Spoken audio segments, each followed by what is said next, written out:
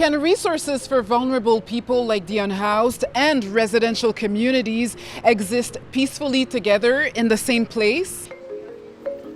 It's a question that has been asked since the Benoît Labre shelter and supervised inhalation site opened in Montreal Saint-Henri neighbourhood, a block away from a school. We have to do the thing differently. The city's officials and the province have since asked to relocate some of the services offered to vulnerable people there after residents campaigned for changes. But can cohabitation work? And if so, what needs to be done? The first thing I think we need to do is we need to start with the notion that there's no such thing as them and us.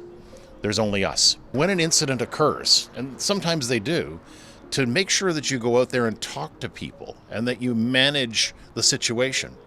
If you just simply leave things go, then a narrative develops, and it's not always the right narrative. Watts also mentions that it is crucial to keep in mind that those that use these services are humans too. What we can't do is instrumentalize fear or criminalize vulnerable people. My experience when I was in the streets,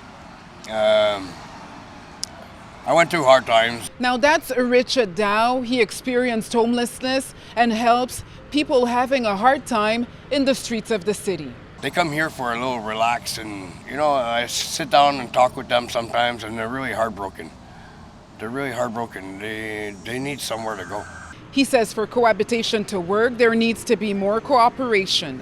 You need a lot of people to cooperate together and be a good team. Just be there for them, Give them what they need. You're talking about neighbors, the neighbors? Neighbors, the neighbors shouldn't be against them. They should be more with them. Si on veut que la cohabitation se passe bien, comme ça se passe dans plusieurs quartiers, comme ça se passe depuis longtemps, à Montréal aussi, si on veut que la communication se passe bien, ces personnes-là, ils ont des besoins de base qui doivent être rencontrés, entre autres un meilleur accès à des soins de santé, puis surtout des logements. Facial says another problem is that the issue has been over-politicized. She says that politicians should focus on helping those in need instead of passing the blame.